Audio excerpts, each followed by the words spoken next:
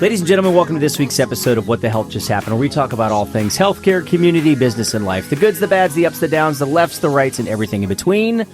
We are so fortunate to have on a variety of guests way smarter than we are to share their industry and life expertise. And guess what? Today is no different. We have two lawyers, one practice, MacLeod, Robert Travieso with Travieso McLeod. Did I get that right? You did. Oh, you got it right. Yeah. Gosh, I didn't stutter. I didn't say anything wrong. Welcome to What the Health Just Happened, gentlemen. You ready? Yeah, sure. Thanks for having us. You guys nervous? No, man. You're both trial lawyers, right? Right. That's right. What's harder, sitting in front of a trial or this clown wearing a Jaguars jacket? The clown. Okay. Yeah, definitely.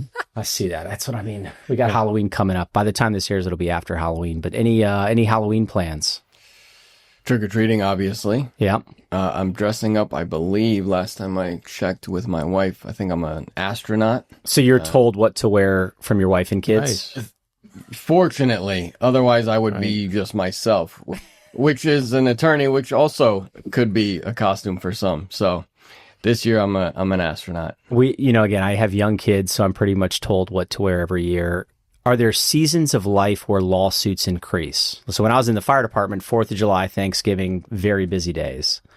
Any times of year where you feel like there's more lawsuits? Yeah, I don't know about times of year.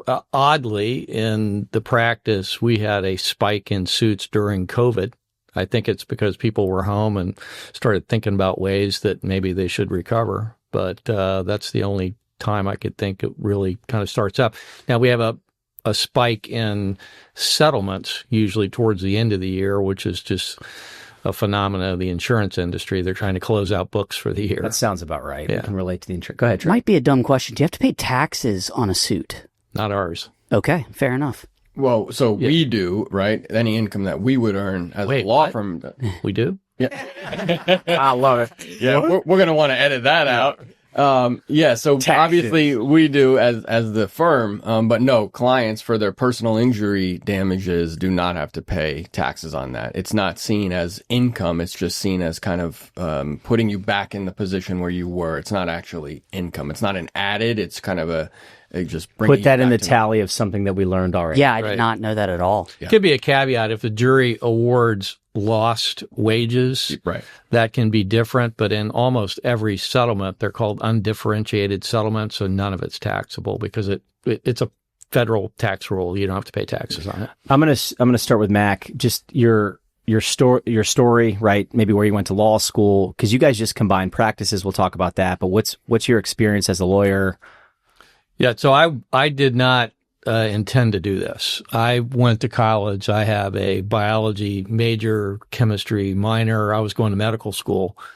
And then they told me I needed 5 more hours of P-Chem, physical chemistry, after I graduated. And no. That was it. Yeah, no. So I went to work for a company where I was from, Ormond, called Hawaiian Tropic. Everybody knows what that is. Oh, yeah. And that lasted about 6 months, and I didn't want to do that. So on a lark, I took the LSAT and ended up going to law school and kind of took the graduate education in sciences and applied that to what I do. I started out as a prosecutor, did that for almost 6 years down in St. Augustine area, and then ultimately went into private practice, and I've been doing this ever since, civil trial law with a focus on medical negligence. What year was private practice? Did that start? 89. So I'm just trying to show experience. So you've been doing this for a couple of years. Yeah, right? no, I started as a prosecutor in 83, but went into private practice in January of 89. And after thinking about going to med school, you said, no, you know what? I want to go back to school, read more, study more, take the bar. Yeah, exactly. A little bit of masochist in that way. No, actually, law school was a lot of fun. I actually just learned something about Mac too, about this Hawaiian is great. Tropic job. Were you a sunscreen applier? What was the job? Well, interesting. Like, I was in marketing, and one of the things I did in the Panhandle and on up into Atlanta, Lake Lanier, and such as that was I put on the Hawaiian Tropic events, which were the That's going spray. into the healthy or not healthy conversation. By that was unhealthy. that was the 80s. Yeah, there's different rules back then too. Was Hawaiian Tropic the company that was in Dumb and Dumber? Yes. The movie Yeah, where they yes. traced that? Yeah. So now I just have a mental image of Mac. That's King. all That was I think about. a bus. That was the bus. Yeah. The town is that way. Oh, shows you I love Dumb and Dumber. Okay, your same story. I've known Robert Travieso for a long time. Been trying to get him on the show for at least 3 years, and he's big time in me, and here he is. I'll mess with you, man. Certainly not big time. And thank you for having me. And I appreciate you encouraging me to come on. You know, I appreciate that. And I actually, I'll tell you my kind of history, but you know my history. Yeah. And I'm here in part, much to the leadership example that Eric showed way back in when I was in 5th grade and you were in 6th grade. You may not remember this, but you did a talk for, you went to Addison Mizner Elementary, just like I did. And you were 1 year ahead and you went to 6th grade and then came back and did a talk for the 5th graders. And I thought it was so cool that this like guy that I knew was on stage talking to the entire 5th grade class about like, you know, prepping for 6th grade and what it's going to be like and this, that, and the other. I don't remember that. Wow. I'm embarrassed. I'm like, Very impressive. I'm like, that is so cool. And so I just kind of, well, that man, I got Took that as an chills. example. It's hard to take like compliments. I don't remember doing that. I'm embarrassed. Mom, you're gonna have to tell me that story. yeah. Thanks, man. Yeah. That's awesome. But back to me. Yeah. Let's talk about you. Less Eric. Similar to Mac, I mean, I kind of found my way, you know, to this type of practice and to the law through an endless effort of not, you know, of always searching for what, you know, what's my calling? What am I here really to do? I went to Florida State. I graduated with Go a finance. Knowles. That's You've got right. a lot of Go Gators Knowles. in here. Graduated with a finance degree, and I was going to take down, you know, Wall Street, be an investment banker and just crush it. And, you know, summer in the Hamptons and that whole thing. We did move to New York, on a one-way plane ticket, Tara and I, my now wife. Shout out. Shout out Tara. She's in the corner, by the way. Shout out Tara. We moved up to New York City. We got a job at Standard & Poor's in the finance industry, worked there for 4 years. It was an awesome company to work for. It just wasn't for me. And I kind of realized that I call it my quarter life crisis because I'm, you know, 24, 25. And I realized this is not for me. And so I decided through some soul searching, that law would be something for me where I could actually do good and do well at the same time, by serving clients, and serving people just like me. So I went to law school in Washington, D.C. Okay. At GW. With the goal of becoming a prosecutor, which I then was a prosecutor in Miami-Dade State Attorney's Office. Similar That was- paths here. Right. Yeah. Okay. Did that for about four and a half years, and then found my way into medical malpractice, civil litigation. I started on the defense side, but now I'm doing plaintiffs. You can't duplicate the experience as a prosecutor, or frankly, as a public defender as far as trial experience. But as a prosecutor, you get to try as many. I mean, my first year, I tried 25 jury trials. And to do that in the civil trial practice, you'd have to be in practice for at least 10, 15 years. But again, that's a wonderful experience. Is this a common career path for a lot of lawyers? They're like, let me get these reps, and they know I'm going to do this for a couple of years and then transition to private practice. So I think if you want to be a trial lawyer, yes, either becoming a public defender or a state attorney or a prosecutor is the best kind of training ground to do that type of work. I do think that there's an immense pressure on law students to go into big law is what we call it, which is corporate law, which is kind of mergers and acquisitions, and just kind of what we also call like a white shoe law firms, you know, the White and Case and the, who else? Like Cravaths, right? The big law firms in New York City, right? Yeah. That have been around for, 200 years, and they're paying, first year associates over $200,000. And there's an immense pressure to take those jobs because of the law school debt that they have. And Yeah. so I think a lot of people go into law, maybe even wanting to do trial work and then finding it very difficult to do it. Again, you can both add to this. You talk about, same with physicians, right? They usually come out of school massively in debt, and they're working 80, 90 hours a week to start. Is it similar coming out of law school? Sometimes you're heavy in debt and you're working 80, 90 hours a week. Well, that's the issue. So if you go into the state attorney's office, you're working hard, but you're not doing that. If you go into these larger firms like Baker or in Florida, Greenberg Targ or Wickersmith and places like that, you're really having to book 60 to 80 hours a week. There's a joke in the practice of law. Some of these guys that bill, it's like you can't bill more than 24 hours a day. But they'll find a way. You have to sleep and eat and do other things. But that is the alternative, is to go into prosecution or public defender. But as Robert was indicating, if you have a $250,000 loan, you're not going to knock that off at $60,000 a year in the state attorney's office. So that's the issue. So combining, right, you were kind of on your own. You've done this since 89. I'm not trying to age you, but just to show him this guy knows what he's doing. Yep, experience.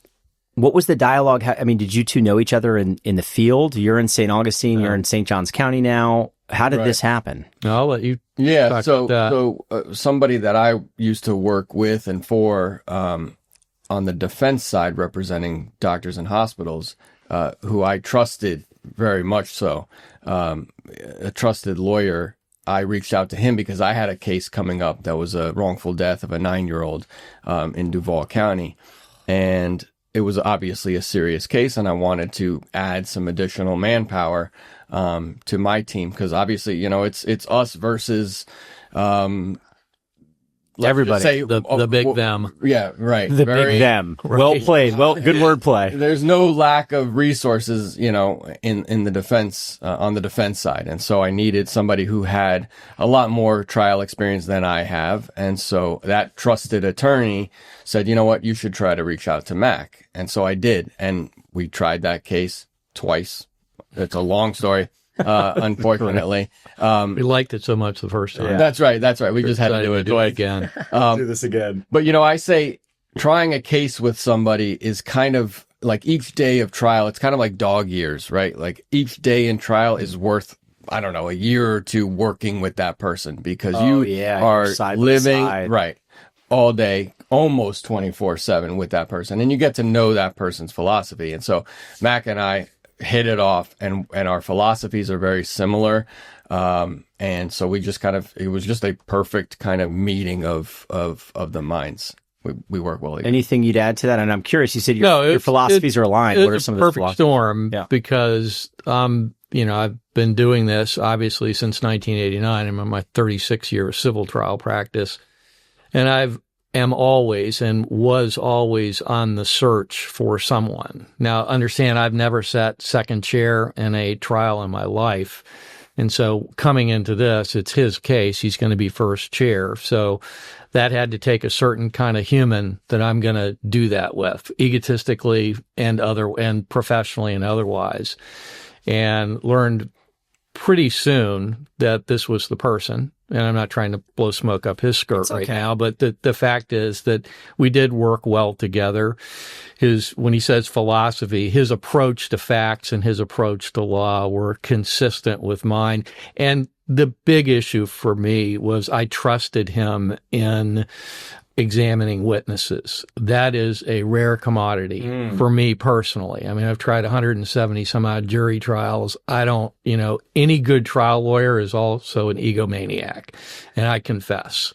But so in order to give up self-awareness, isn't wrong with that. In order to give up that sort of obligation, to give up that duty, you really have to trust the other person that they know what they're doing. So I read his depositions that he had done in the case and talked to him, and it made me very comfortable. I love these stories. Again, selfishly, the reason I love doing this show is because I get to sit down and learn all this stuff. Go ahead, Trey. You have something? Oh, you literally answered the question I was just about to ask. I was going to say, what was that moment where you were like, Robert's the real deal? And you're saying when you were reading some of those papers, is that correct? When you're like, papers? Yeah, and then talking to him. Sorry. Yeah, and then talking to him about the case, his idea and his approach about what he wanted to do. I'm not going to call him aggressive. I'm going to call him very diligent and wanting to cover all aspects of things. He wasn't leaving anything out that needed to be covered. Because when you have a weak link in your case or a hole in your case, it gets immediately exploited in the trial setting. And so I'm looking to see, has he filled those holes the whole time? And he filled all those holes. So he does a good job of it. He's younger. He's got a lot of vitality. Less, he's ready to roll. And so it's a good match. I'll mention throughout the episode, just you never know when people hop on. We have Robert Travieso and MacLeod with Travieso McLeod. You're based in St. Augustine. Yeah, St. Augustine and Ponte Vedra. I'm Ponte Vedra. And are you covering the entire state? Where do you service? Wherever there's a case, are you predominantly Northeast Florida? Like, who needs to know about you when they need to pick the phone up and call? Well, in medical negligence, it's pretty statewide. I mean, we are focused in the central Northeast Florida. We have cases in Orlando. We're trying a case in December in Orlando.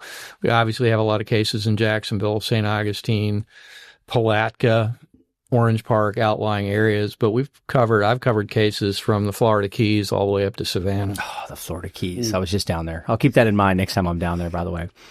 What would you add? Who needs to know about you too? Yeah, I mean, I think we're just because we're in our communities, right? We tend to get more cases locally, the First Coast, I would say. But especially with medical malpractice, like Max said, it's such a specialty area of the law where there's not medical malpractice lawyers kind of everywhere that can take every case. So sometimes we get calls from the Panhandle or, South Florida, et cetera. How would a potential, what do you call them? Clients? Clients. How would they contact you? Are they going online? How are they getting in touch with you? I would say in MedMal, in the medical malpractice cases, the majority of our cases get referred by other lawyers, which I always appreciate because that's kind of a vote of confidence from those lawyers who are sending us calls that they're getting. And so most of the medical malpractice cases are referred to us from other lawyers who either can't take the case or don't do that, don't do medical malpractice in particular. And so we're very fortunate to have a lot of referral partners locally and throughout the state. And then I guess personal injury cases, your run-of-the-mill kind of personal injury cases, car crash cases, those get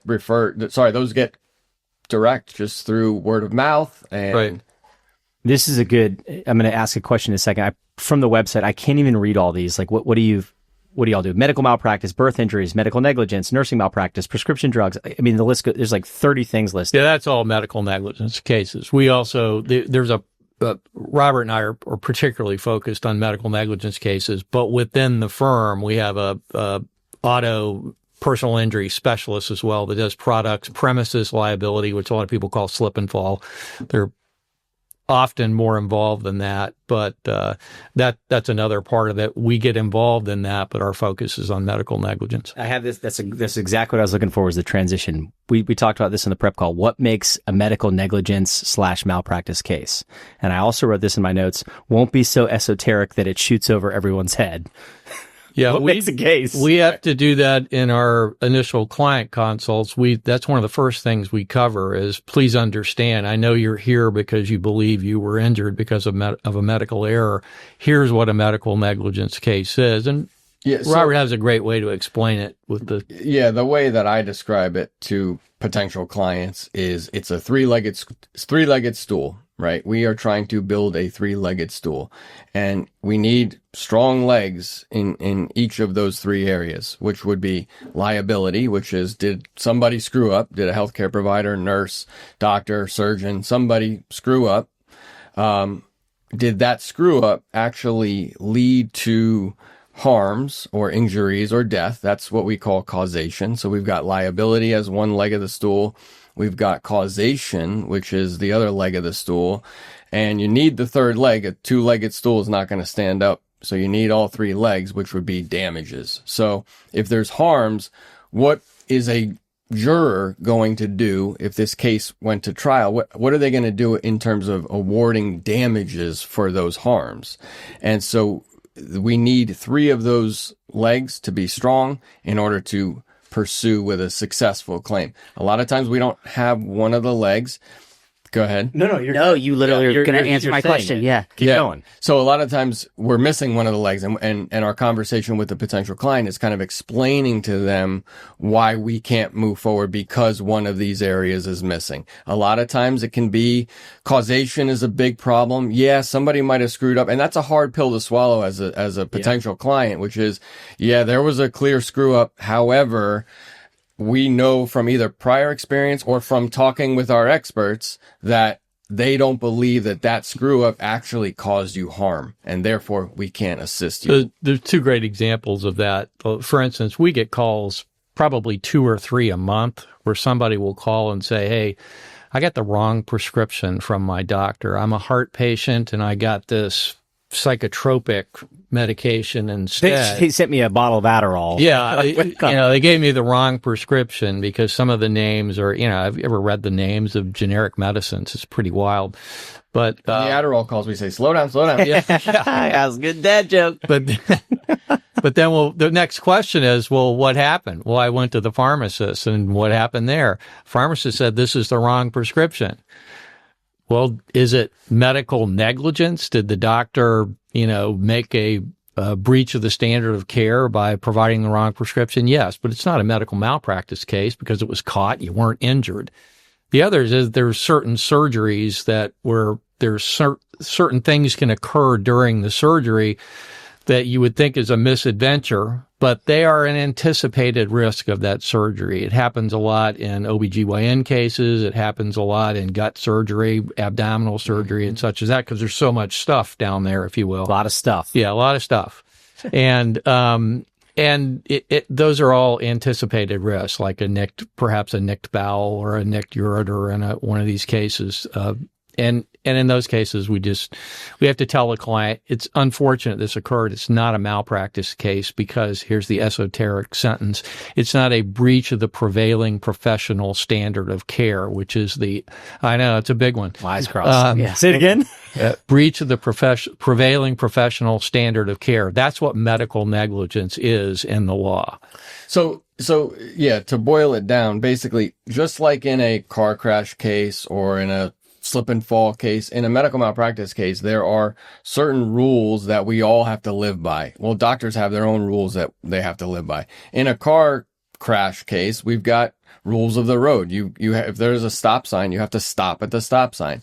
Well, in a medical environment, doctors have certain stop signs, and if they blow through a stop sign and they cause harm to somebody, then they're liable for the damages that they cause.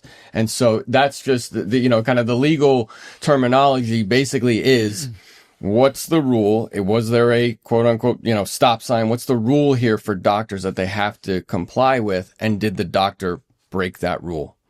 Look, you both nailed that question, again, out of curiosity. But one of the things I was going to ask that you answered is, so if one of those legs is missing, are you as a firm like, hey, man, this is a terrible situation, but there's nothing we can do? Right. That's part of the investigation. So the process of taking a case is we first hear all the information. We have the great resource of a really talented nurse, critical care nurse paralegal. She is fully a nurse and fully a paralegal.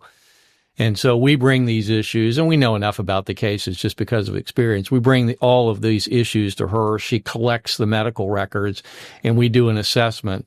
Do we have fault, which is as Robert says, the screw up, if you will, going through the stop sign or failing to see the stop sign at all. Sure.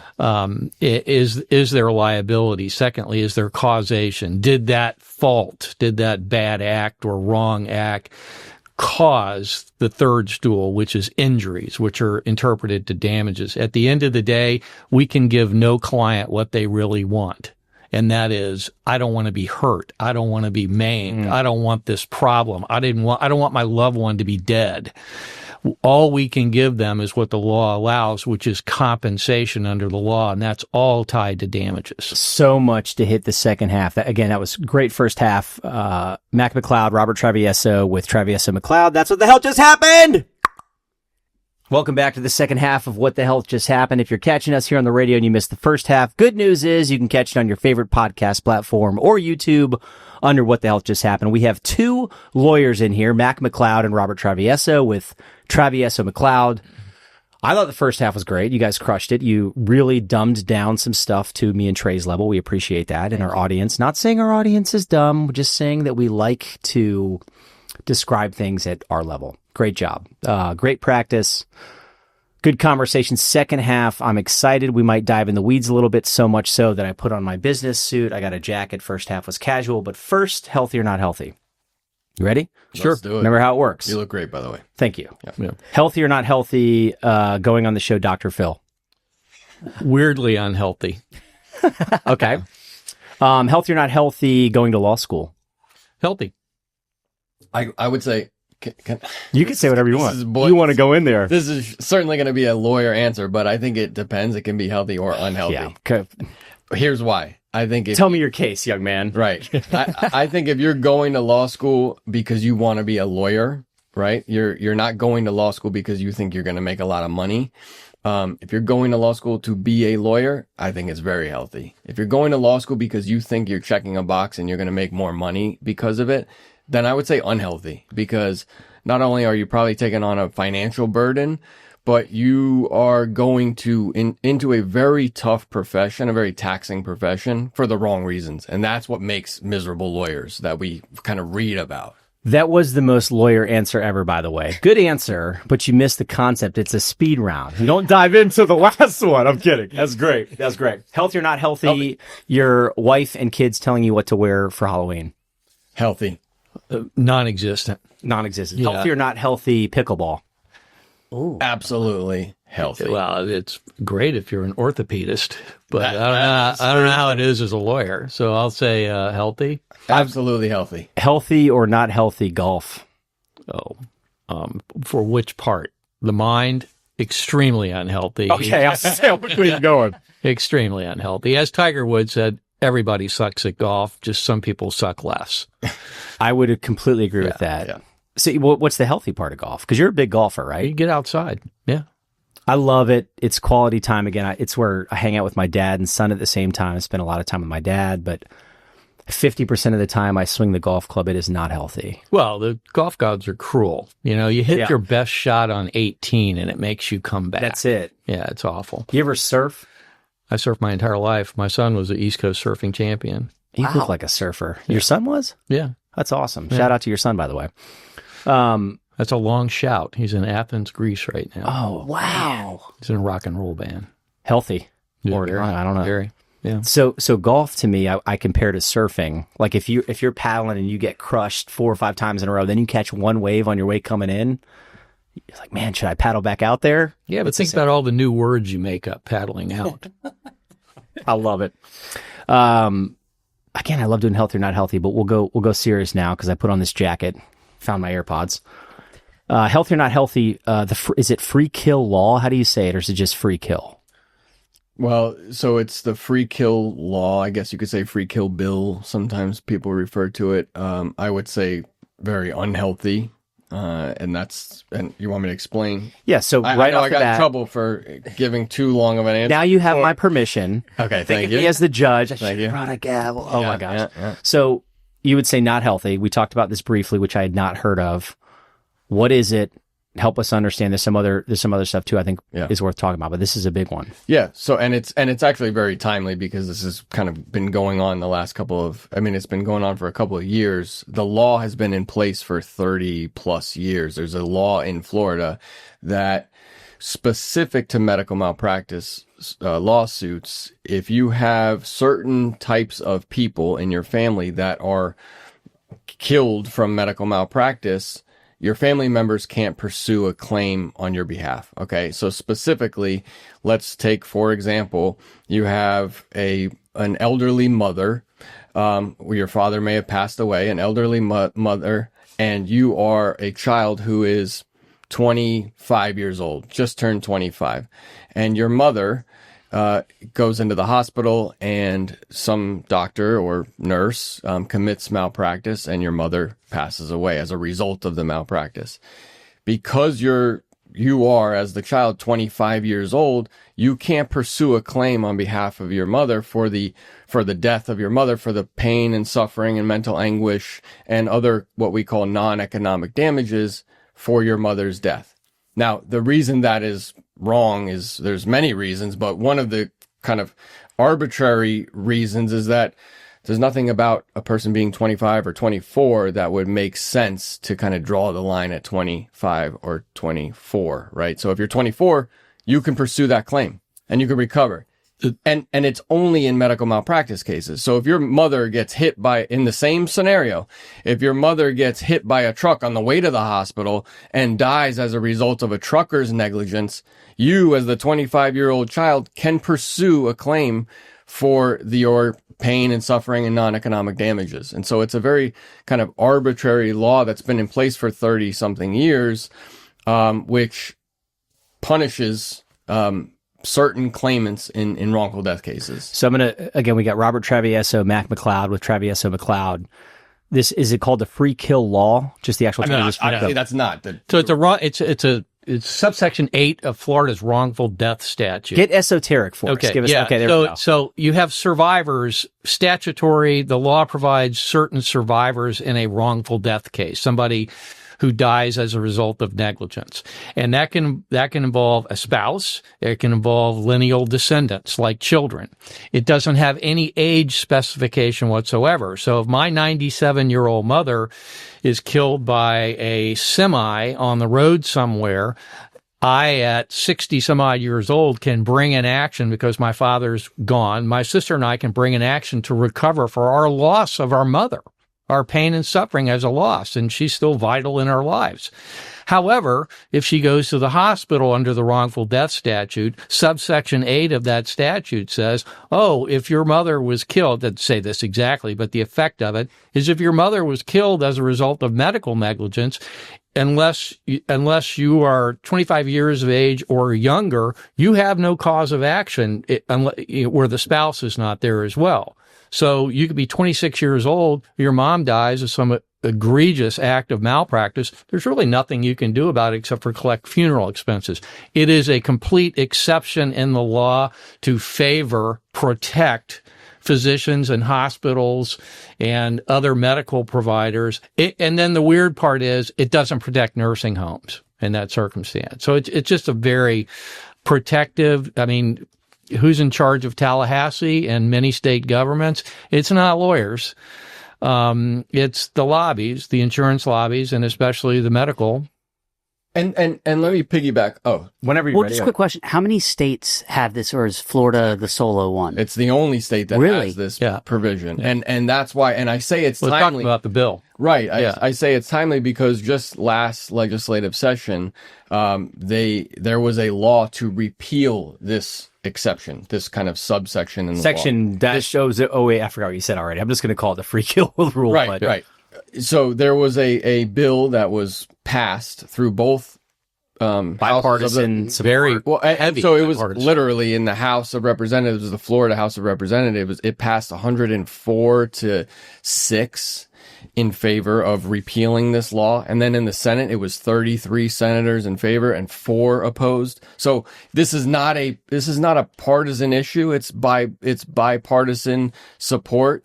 However, for reasons that the governor, kind of specified, he repealed that bill when it passed. Sorry, he vetoed. Vetoed. Yeah, I misspoke. He vetoed the overwhelmingly supported bill, blaming, specifying because of predatory trial lawyers. That's his words, not mine. And the boogeyman, frankly, of increased frivolous malpractice lawsuits, which I'd love to get into if we have time, because that is truly an oxymoron, a frivolous medical malpractice lawsuit. And the reason that is because there's an entire chapter of the Florida statutes devoted to medical malpractice lawsuits. And in medical malpractice lawsuits in particular, we have to go through what's called a pre-suit investigation. And so we have to, before we can go down to the courthouse and file a lawsuit, we have to hire an expert to review all of the relevant medical records and sign a sworn statement saying that they reviewed the records and they believe that there's malpractice. It has to be the same kind of doctor, same kind of practitioner, not an employee of ours. Yeah. We have to go find a qualified individual who's, by the way, licensed or certified by Florida to provide opinions on this. So to blame frivolous, lawsuits and an alleged increase in frivolous lawsuits is just not true. Well, the money part of it as well would be. Again, I like this is, yes, we can absolutely talk about this. We may miss some of the other topics, but it's not like before you can even start the process of these lawsuits, you have to, I don't want to say jump through a lot of loopholes. No, you got a lot to do before hoops. you can even start the process, correct? Correct. And then what does the process look like?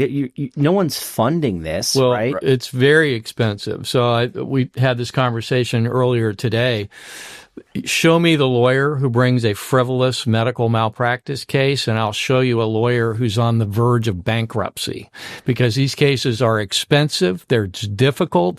The person on the other side of the table is a very educated medical practitioner, and the lawyers that they get are the best out there, with the exception of us, of course. I love it. But they are very talented trial lawyers, and they are very prepared defendants in the case. So you don't go down this path with a pair of dice in your hands. You have to have them. The law requires good faith investigation, requires a corroborating affidavit, big word, a doctor to swear that this is malpractice, the same kind of doctor who committed it, or a hospitalist. And then you have to do pre-suit it for 90 days, where you basically expose everything you have and you get more information. And only then, and then you file this pre-suit, and only then at the end of that, if there's not a settlement, which there rarely is, can you even file a lawsuit. No other case like that in the state of Florida. And we also have to always keep in mind, as plaintiffs' lawyers representing patients and advocating for patients, is that even when we go to trial, we know we're facing jurors, which is going to be 6 random people from the community who are there doing their civic duty, who rightfully so come into trial giving the doctors and the practitioners the benefit of the doubt. And I say rightfully so because we're not anti-doctor, we're not anti-medicine, we are absolutely pro good doctor. Okay, we have friends and colleagues that are doctors, and so we are patient advocates, because just like in other aspects of life, a few bad apples, right, kind of can spoil the whole bunch. There are doctors that do commit malpractice. It absolutely exists. And so, but the case has to be severe. It has to be a serious, legitimate case. There's so much to unpack. One thing we had talked about this too. There are predominantly great police officers, but there are some bad police officers. There are predominantly wonderful firefighters, but there are some bad firefighters. Sure. There are great insurance brokers, but there's some bad ones, right? All of them. Yeah, absolutely. It's the same thing in healthcare. I always say I have a love-hate relationship with healthcare. You said something. You are not anti-doctor, right? Not at all. You work with doctors. And this again, like, people poke fun of ambulance chasers, et cetera. There is a massive process behind going through this, including those 3 legs of the stool. So we have immense respect for the medical field. Don't get me wrong, but understand, this gets thrown around a lot, but medical negligence is the 3rd leading cause of death in America. That's it's a big number. Yeah. And it has been for years and years and years. However, 1 in 8 of those medical malpractice events ever sees the light of day, ever gets reported, because physicians and hospitals are in charge of the dialogue. They're in charge of the record. And this is probably another conversation, but it's our duty, and this might sound extremely self-serving, but it's our primary duty to find the truth and to bring that out. So going back to this, we're not going to bring a frivolous case. What we're really trying to do is get the truth, and then do what's necessary to bring that truth to light and let the juries decide what to do. And you said that sounds self-serving, but the reality is that we are always keeping in mind the end, right? So we're always focused on the end, which would be a jury trial. Okay. And people can absolutely smell when you're trying to BS them. And so humans. Yeah. Contrary to popular belief, we're not ever trying to trick the jury. We're not trying to create, magic or pull a rabbit out of the hat. Actually, our goal, the greatest compliment you could give a legit trial lawyer is that your presentation was authentic and we could tell you were being truthful to us. And that's how you actually win these trials, not by trying to kind of That's You don't- that's the bad apples. Yeah, absolutely. And Absolutely. human beings, I think at the end of the day, can smell that and see that. Exactly. And so you're gonna lose in front of people from the community. And that's why this system is designed that way. That's why we rely on jurors, average people from the community who don't know about these subject matters. We're gonna get to juries in a second. I literally forgot what I was just gonna ask you. I love when that happens. Let's go into jurors. Oh, fun. So funding. This is important. If somebody comes to you and they have 3 legs of the stool, there's no money. Right. You're fronting hours of effort, paralegals, research, communication back and forth, thousands of dollars, hundreds of thousands of dollars, yeah, right? absolutely. On the, I mean, obviously the preparation. You want to get in front of a jury because those are human beings. Exactly. So again, what's the cost? And then someone who you're defending or representing, they're not paying you any money, and people don't understand the money side. Like you're not getting a fat check. Absolutely. Well, that's why I kind of said the thing about people going to law school for the wrong reasons, because if you think this is kind of a get rich quick scheme by being a lawyer and you're going to cash out, that you are sadly mistaken, because you can ask Tara, this is a close to 24/7 career, and you have to be passionate about it, because if you want to actually represent your clients to the fullest extent, you're constantly thinking about these cases. Never turn it off. And yes, the resource is devoted to these cases is extraordinary, and that's why there's not a lot of people that do medical malpractice in particular. But I mean, you ask kind of for like specifics. You're roughly talking $100,000 just in costs that we have to invest in these cases to go to minimum, trial. yeah. Right. Trial. Yeah. And it can certainly, be a little bit less sometimes, but it can oftentimes be a multiple of that even. And so, because again, you're talking experts, we have to pay for their time. Yep. Everybody's go ahead. By the way, we didn't tell you that we charge $300 an hour for all this stuff, just so you know. Well, we'll get 33 1/3% of that. Checks in the mail. Is there a tipping point where you guys have to pull out of a situation or a case? Sure. like a science We try to question. do that Great earlier rather than later. But one of the things, you can have what Robert described as a 3-legged medical malpractice. You have all 3 of those pillars of the case, if you will, but then you make a decision not to bring it. We've had that in dental situations and in other situations where ultimately we look at the client and say, yes, you have a case, but the amount that you're going to recover based upon the amount of your injury is probably not going to merit our time, our investment, and as importantly, your hope and expectations of what you're going to get. So those are some of the most difficult decisions we make, is we have to be honest with clients, say, yeah, you do have a case, but we're probably not going to be able to bring that for you. That's respectable and commendable in my opinion, though, versus blowing smoke and over-promising and under-delivering. Sure. Absolutely. So,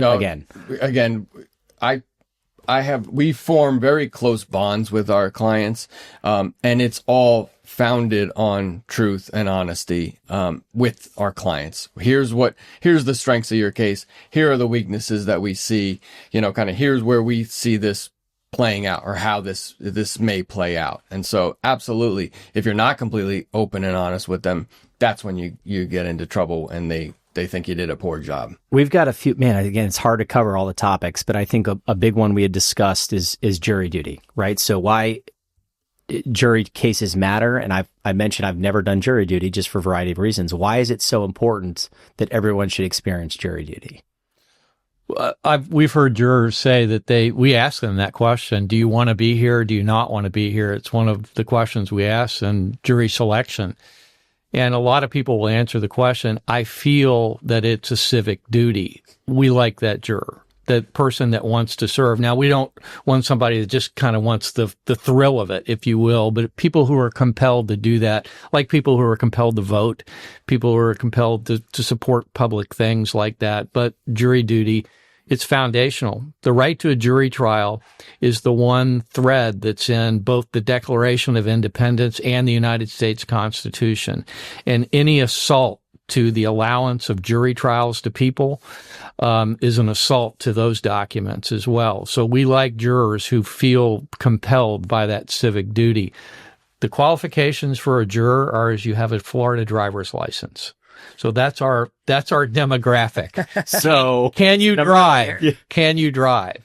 You don't even have to be able to drive. You just have to have a Florida driver's license. And Robert can tell you this, and I'll defer to him on it, but the very hardest thing sometimes we do in a trial is the very first thing we do in a trial, and that is try to make appropriate selections on jurors, and we're limited. You can talk a little bit about that. Well, yeah. So for one, you're never going to get a juror who is telling, because this all happens in open court in jury selection. You're never going to have a perfect jury. We're not looking for people who are pro plaintiff and they hate doctors and all that, because they're never going to make the jury. We truly are looking for people who have an open mind, don't come into court with long-standing beliefs that are kind of opposed to our view because they're biased in one way or another. Biased not in necessarily a bad way, but we all have long-standing beliefs, and sometimes it's hard to overcome those in the short time of a trial, right? You're going to bring those with you, and if it's not fair and you can't follow the law because of those long-standing beliefs, then you probably shouldn't sit on that particular type of case. And so we're looking for fair, open-minded jurors. And we kind of have recently gotten an inside glimpse into the deliberation process, because I've been contacted directly by the foreperson on 2 trials recently who have reached out to me to kind of explain what took place. And were so gracious with their time in kind of describing what happened, what they saw. And so but they were both absolutely,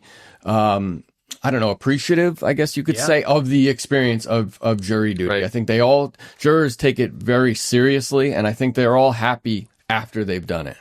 Have you guys ever served jury duty? No, absolutely. Can you legally? I got close once on a federal panel here, and the federal district judge knew who I was because I had a bunch of cases. I used to do some civil rights cases in federal court, and she immediately kind of pointed at me and, it was out. You got to go. You're going this way. We got about 2 minutes left here.